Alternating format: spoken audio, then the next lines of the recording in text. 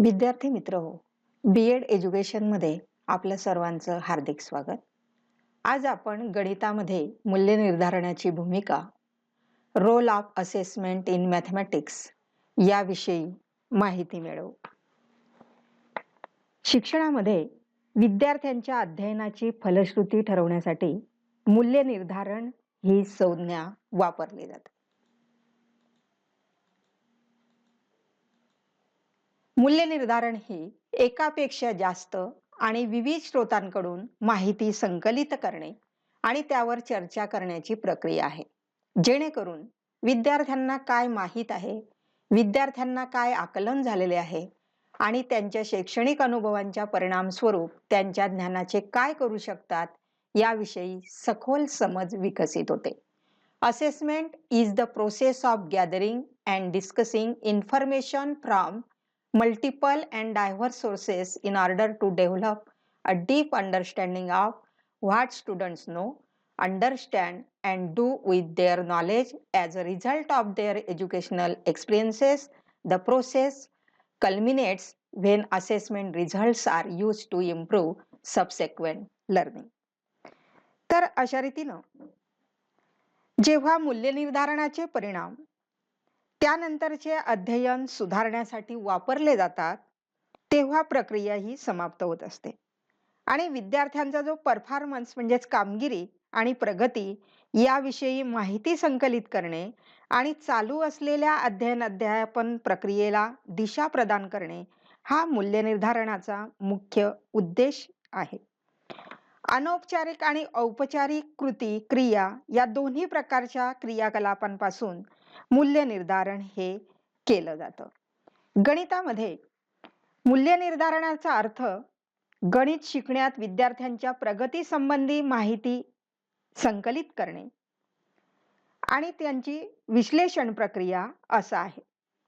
मूल्य निर्धारण हे असे एक साधन आहे की ज्यावरून आपल्याला असं माहिती होतं की विद्यार्थ्यांना काय माहीत आहे आणि काय माहीत नाही.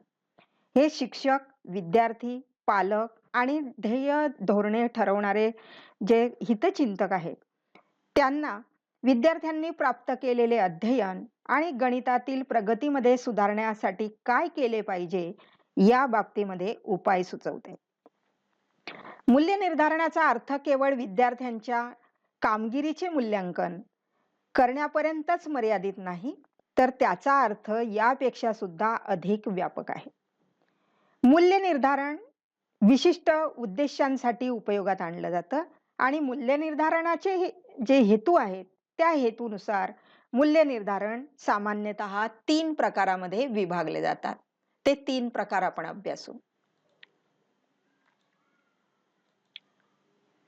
मूल्य निर्धारणाचे त्याच्या हेतूनुसार वर्गीकरण 3 प्रकारामध्ये करता येतं.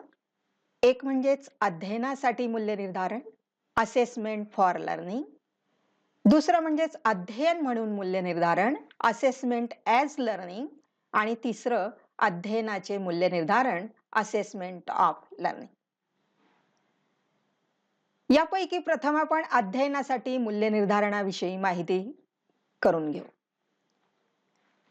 अध्ययनासाठी मूल्य निर्धारण याला सामान्यतः विकासात्मक किंवा आकारिक मूल्य निर्धारण, फॉर्मेटिव्ह असेसमेंट असं म्हटलं जातं.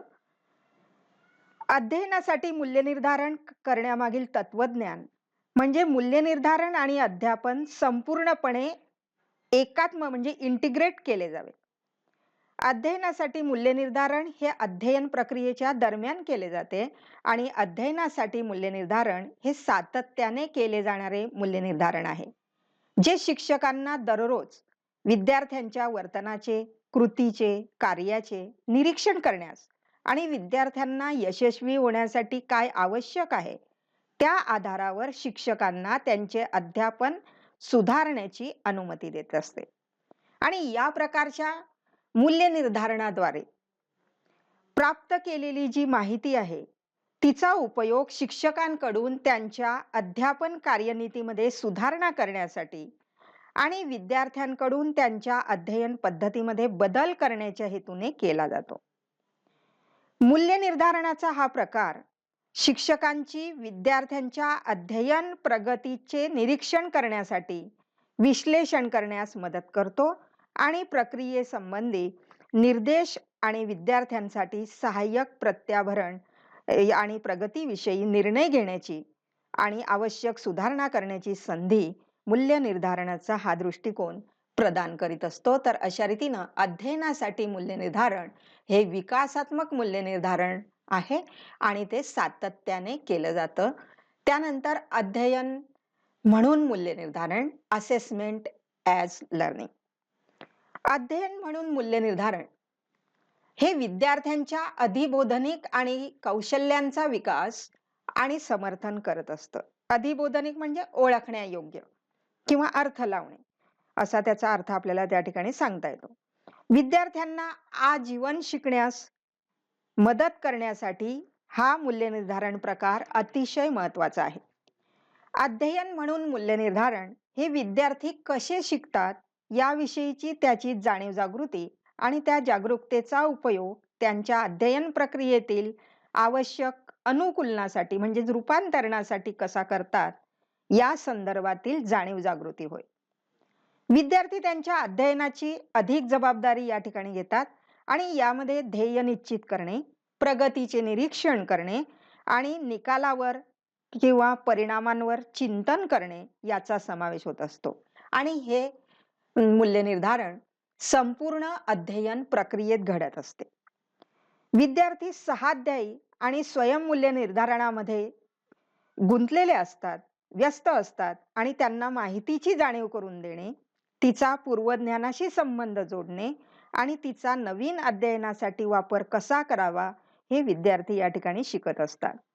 जेव्हा शिक्षक सहाध्यायी आणि स्वयंमूल्यांकन याद्वारे प्राप्त झालेल्या प्रत्याभरणाचा समायोजन करण्यासाठी, सुधारणा करण्यासाठी आणि आकलन होण्यासाठी बदल करावा हे समजते, तेव्हा विद्यार्थ्यांच्या स्वामित्वाची आणि सामर्थ्याची, बलस्थानांची, कार्यक्षमतेची भावनाही विकसित होत असते.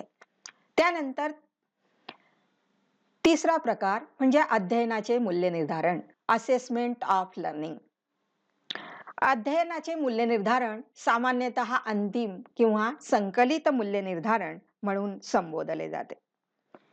अध्ययनाचे मूल्य निर्धारण एक पुनरावलोकन प्रक्रिया संदर्भित करते, जी अध्ययन घटकाच्या शेवटी केली जाते.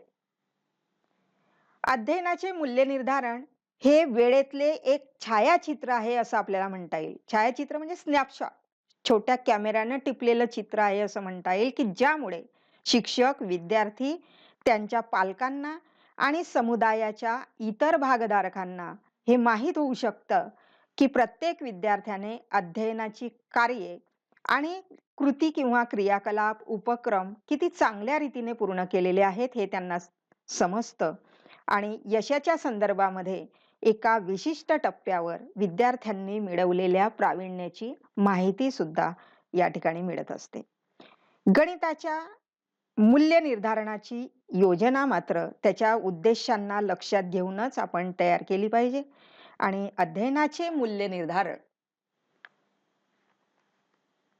आणि अध्ययनासाठी मूल्य निर्धारण विद्यार्थ्यांच्या अध्ययनामध्ये सहायता आणि सुधारणा करण्याच्या हेतूने मुख्य भूमिका बजावत असतात आणि शेवटी त्यामध्ये योग्य समन्वय असणे हे आवश्यक आहे. आणि मूल्य निर्धारण हे अध्यापन प्रक्रियेचा एक भाग असला पाहिजे आणि अभ्यासक्रम आणि अनुदेशाशी आंतरसंबंधित ते असले पाहिजे.